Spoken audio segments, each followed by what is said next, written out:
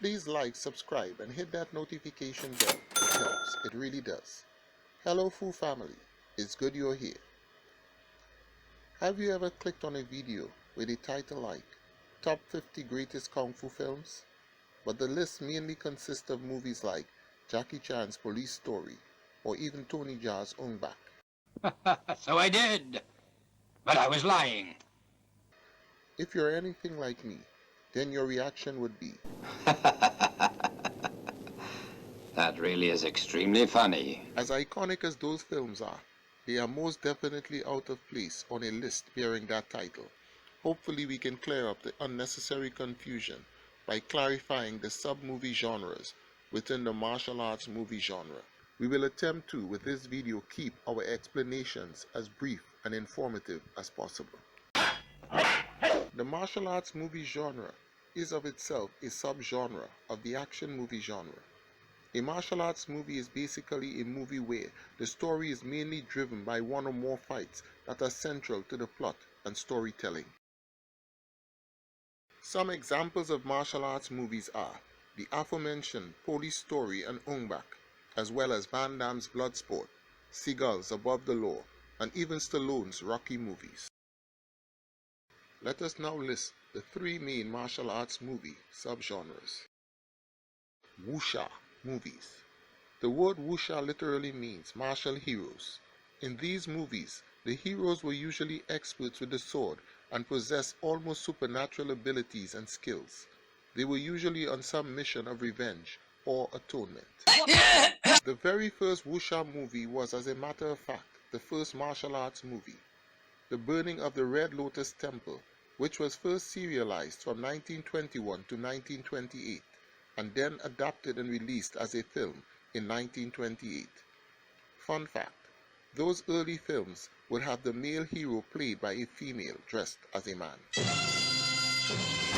Then, in 1965, Shaw Brothers Studio produced a film widely considered by many to be their first Wuxia movie, Temple of the Red Lotus, and its sequel, The Twin Swords.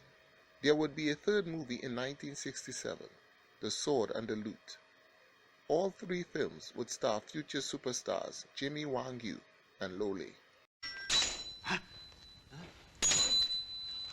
In 1967, future legendary director Chang Che would team up with Jimmy Wang Yu and Shaw Studio and release the record-breaking classic film, The One-Armed Swordsman.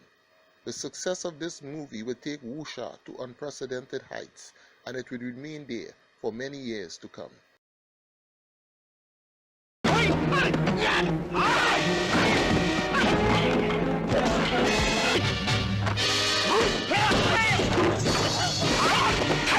In 1970, a movie named The Chinese Boxer, later released in the West as The Hammer of the Gods, and starring Jimmy Wang Yu, exploded onto Hong Kong cinema screens.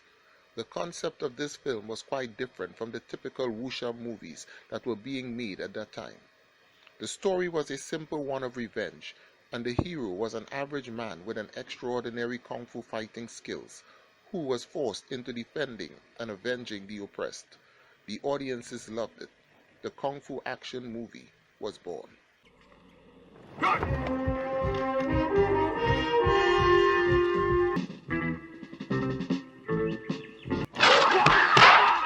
1 year later, in 1971, the landscape of martial arts cinema would forever be changed with the release of the movie The Big Boss, starring Bruce Lee. The kung fu action in this movie was unlike anything anyone had seen before. There were no gimmicks to the fights. It was all done naturally. With this and his subsequent films, Fist of Fury, Way of the Dragon, and Enter the Dragon, Bruce Lee not only cemented his legacy in kung fu action cinema, but he also forever established the popularity of martial art movies on a global scale.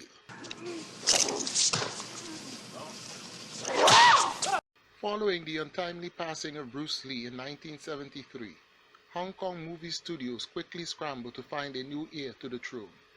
To them, the survival of martial arts cinema was at stake. What transpired after the death of Bruce Lee had never happened before or ever since. The exact figures are not known.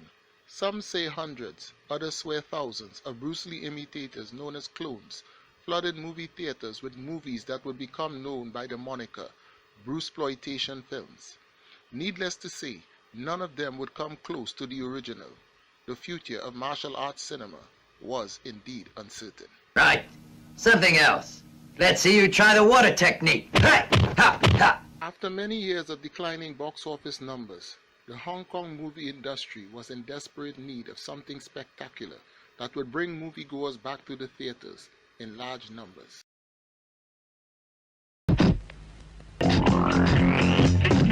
In 1978, their prayers would be answered in the form of a movie called Snake in the Eagle's Shadow, starring Jackie Chan.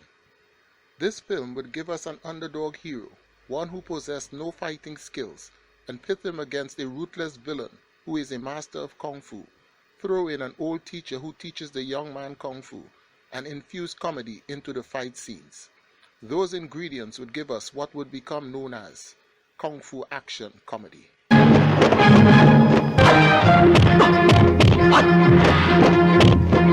The Hong Kong movie industry became revitalized upon the release of Snake in the Eagle's Shadow and the follow-up Drunken Master, both in 1978 and featuring almost the same players, both in front and behind the cameras, utilizing the same winning formula that the audiences willingly gave their blessings to.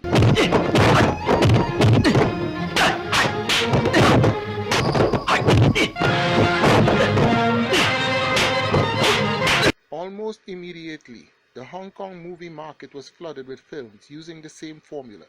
Some would be more successful than others, but what was most important was moviegoers were satisfied and were spending their money to see these movies.